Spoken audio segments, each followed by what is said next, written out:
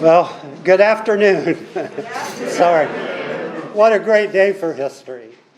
My name is Mike Frush. I have the pleasure of serving as president of the Board of Trustees of the Columbus Historical Society. Can you hear me back there? Okay, great.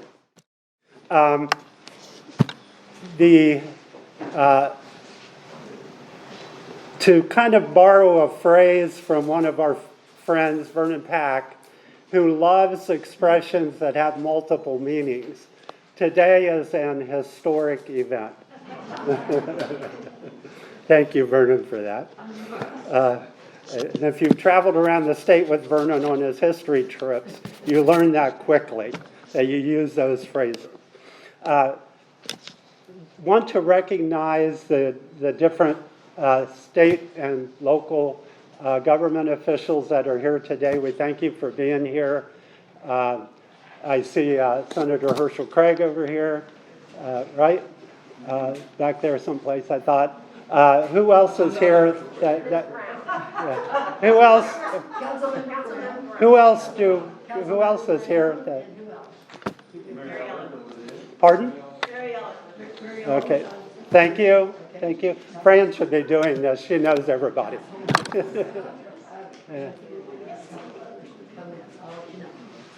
Yeah. But anyways, we sincerely appreciate everyone's support of the Columbus Historical Society in this project.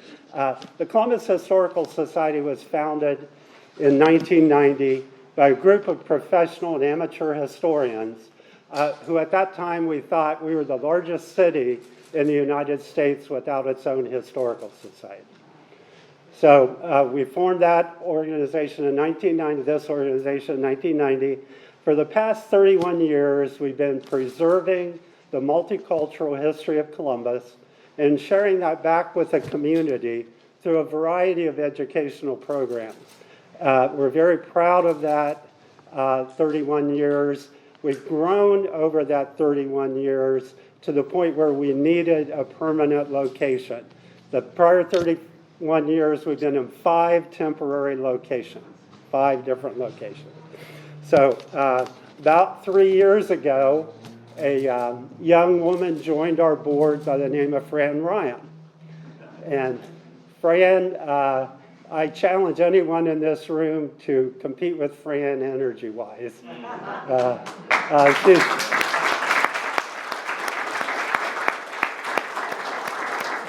a great addition to our board. Fran saw the potential in this building for us. Our board jumped on board full-heartedly. The local community and funding supported the project, which we sincerely appreciate. The history of the building, it was built in the 1880s, so you can see that it's had some wear and tear. 1882, it was placed in service by the Columbus Fire Department, decommissioned in 1966. At that point, it became the home of Jimmy Ray Electronics, and some of you remember that. So, then eventually, Columbus Metropolitan Housing Authority bought it because they needed the access for utilities to their housing project, which sits behind this building. So they purchased it, sat on it for a few years, and for the past 3 years, roughly, maybe 2.5 years, they've worked with us knowing that they wanted us to have the building, and we've worked together and made it happen for the city of Columbus. And we sincerely appreciate their support on this and their patience with us in raising the money. The building itself, our usage, this room will become a community meeting space, which will also house temporary exhibits that'll be portable, can be moved in and out, depending on the meeting. The room above this, which everybody, if you get a chance, a few people at a time, you're welcome to go up and look at it. Great room, has windows overlooking Broad Street, etc. It'll be a great research library.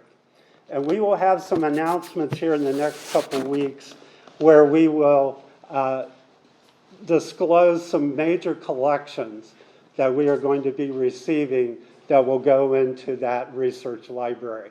And we will be probably on the one collection, the largest collection of that nature in the state of Ohio, probably. So we're very happy to be receiving those collections and hope to be able to announce that in the next 2 months before the end of the year. The project itself, in addition, we will have offices upstairs. We will have exhibits in these 2 back rooms back here. One room was used to house the horses because it was horse-drawn equipment when it first started out. And if you look upstairs in the back, which I don't recommend because there's no lighting back there, there is a drop hatch there where they would drop the hay and straw down for the horses. So you learn a little bit about the history as you go, through the building. It is a $2.5 million project. We've raised about $1.25 million on it so far, so we're halfway there. The purchase price was $700,000, and that was driven by the market here in Franklinton, unfortunately. So we're guessing that the renovation will be around $1.8 million or so. So we're obviously counting on the community to help with our future fundraising on this project.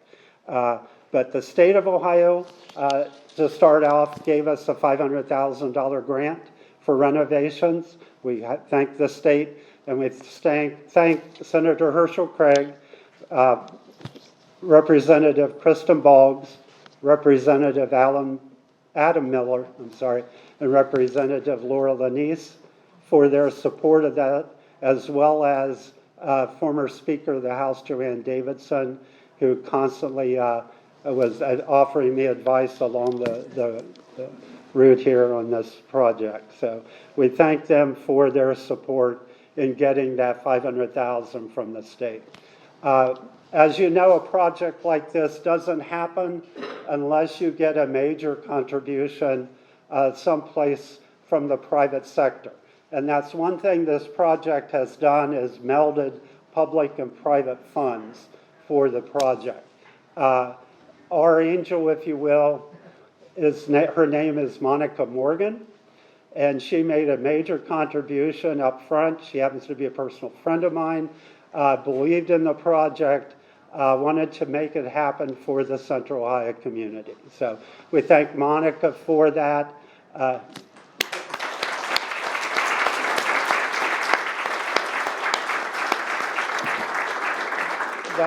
That contribution gave other organizations and individuals the trust in the project to offer additional funding.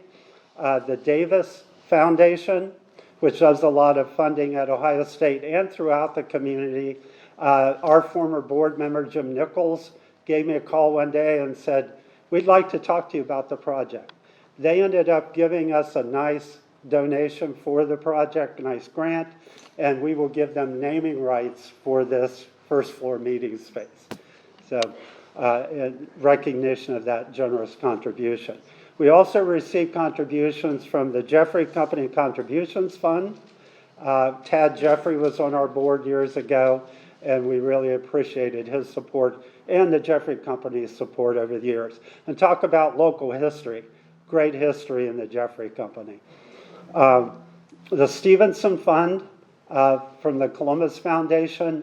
Columbus Foundation has been extremely supportive of this project, and several funds there. The Stevenson Fund, the Sells Fund, great contributions towards this project. Also, the City of Columbus gave us a grant for the project. So again, public and private funding on this project has been tremendous. We sincerely appreciate it. A lot of individuals have donated to the funding on this. We had a lady who donated funds for the project whose great-grandfather died on a fire run out of this engine house. So that touches your heart to get that kind of support from the community. Again, I can't thank Fran Ryan enough for all of her work on this project.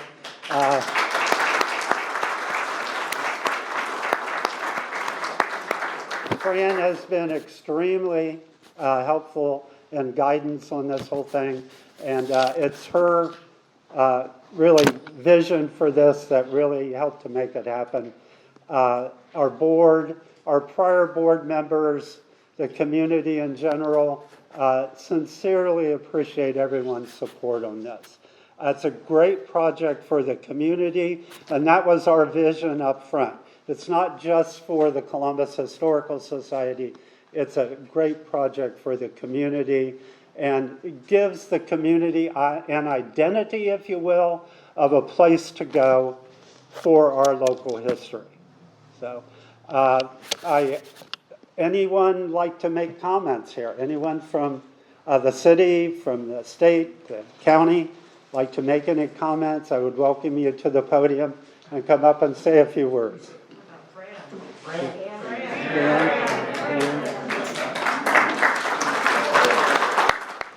Great, thank you. Thank you, Mike. I'm just one person, a little pea in this great big pod. I came on board and I just was convinced that because I had such a love for the Harrison House, which I remember saving was a few people in this room and standing there and saying, no, you won't make this into a gas station. And so the Harrison House has become a reality, and I saw this and I thought, wouldn't it be great if we could touch so many lives by communicating and putting us all in a family. So my dream has always been to have this as a historic area. I love Franklinton, but anyway, I just thought this would be the best place to be. I love Franklinton. I believe that this is one of the last of the standing pieces of history in this area, and I think we should just be so happy that it's being done today. I want to thank this. I've been on a lot of boards, but I want to tell you something. This is one of the best boards I've ever served. I think they looked at me and said, "You're crazy." I know they did. Bob, where are you? I'm an old journalist, and I know Bob is too, and we communicate that way. And I said, I don't believe you. I said, I think it can happen. And so their belief in me was just all we needed, and we have a great leader. Mike has been on this every day, every minute, every hour of the day, and I really want to give him a major applause because he really directed it.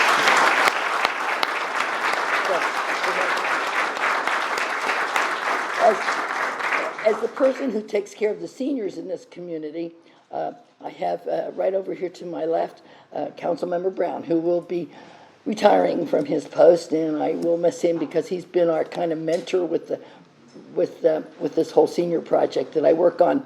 And I want to say this, that the seniors, I know that when we had an event and we had all the history of the restaurants and everything, loved seeing Columbus history.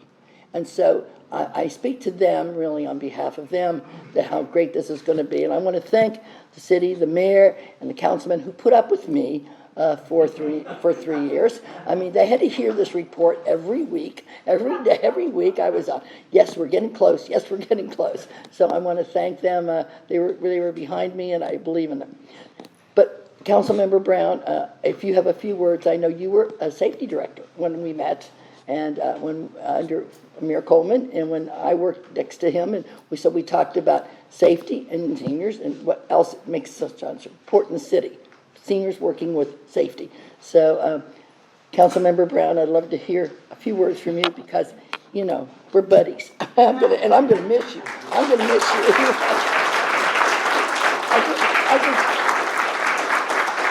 I'm older than he is. I'm older than he is, but he's a great dancer. I'll tell you, we did a Fred Astaire number at a senior project, and somebody's got pictures of it. I don't know where they are, but I'm sure my daughter has them someplace. Thank you, Frank. Yeah, she does know how to dance. Again, for the city of Columbus, the acknowledgement. A number of years ago, we built a new fire station just right down the street from here, on the other side of on Broad Street. And I was telling my Grant, I came in this building a number of years ago to get some video done. And I was surprised and didn't realize that it was an old fire station and how important it was, and to have an appreciation for the history.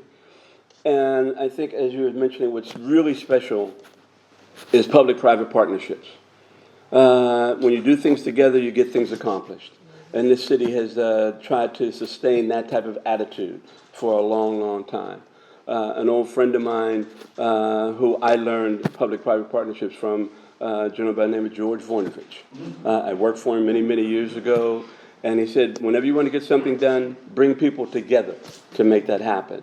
And it's been sort of my mantra ever since. And my colleagues at City Council were all overwhelmingly supportive. I see Emmanuel Miles coming up. Come join me, my friend. Again, to get something done, you got to work together. And working with Manny and other members of City Council, when we talked about this project, when Fran came to me and asked me about it, I said, we'll make it happen. And we got no pushback at all from any of my council colleagues. And you see the beginnings of the circumstances and the recognition of Franklinton. It has changed significantly, and it's going to continue to change and evolve, let alone fixing the streets, which is what we're doing now. But to look at the Peninsula project, this area is going to take off, and I'm really happy and really excited about trying to make this all happen. But for my colleague, please. Emmanuel. Thank you. By the way, he's going to still be here long after I'm gone, so if you're not happy, he's the person to talk to. And me too. You'll hear. And a fun fact, come January, I'll be the oldest member of council, so, you know. Anyway, thank you so much. It's an honor to be here today. Exciting, you know, getting off the highway, looking at the skyline changing with the Peninsula project, but then also to think how this is just tucked right in here now amongst all the new development along the way here in Franklinton, and then to be steps from the Harrison House. It is really exciting. So when Fran came with this idea, man, it's been a few years now. You know, we did everything we could to make sure that CMHA was being cooperative and getting sure that this was going to be sold to the right party, and also to make sure that the funding was there and to be provided, because Columbus really, I was in Dresden last year, fortunately, right before one of our sister cities, right before the pandemic, and there's a museum on every corner celebrating the history in Germany, you know, of this town. And I thought to myself, man, this is so important here in Columbus to have it right here in Franklinton, and to really celebrate the history of Columbus, because we've grown up now. We're not the new town anymore. We are something with historical value, and we need to celebrate that and have people remember what the roots were for Columbus. So I'm proud to be here. I'm so excited for this project, and we'll be continuing to support as we go along. So thank you very much. Thank you.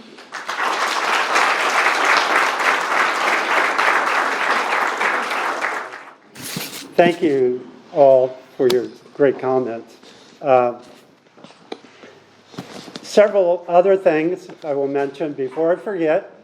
Immediately after this, you are all invited to 717 West Town Street, our 5th temporary location, for refreshments and to see our recently opened 1970s music explosion in Columbus. And we have exhibits there on the national scene, on the local scene. We have fads and fashions from the 70s. We encourage you to stop over, have some refreshments, and view our newest exhibit over there. One other thing, Fran, and it's been mentioned, the Harrison House and Sullivan Land Office, the City of Columbus trusted us with the future of that property back in January of this year. So we own the Harrison House and Sullivan Land Office. Size-wise,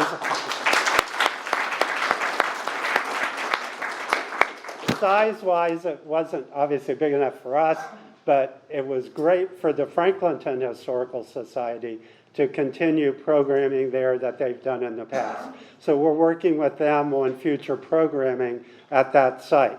Now, as a as a kind of preliminary announcement, if you will, because we'll have 3 buildings on 2 sites, plus the Reiner family own the Deerdorf house, which is a half block south of the Harrison house. They want to be involved in this history thing that's going on here. So we're going to be creating what may be called the Columbus Heritage Center in this area.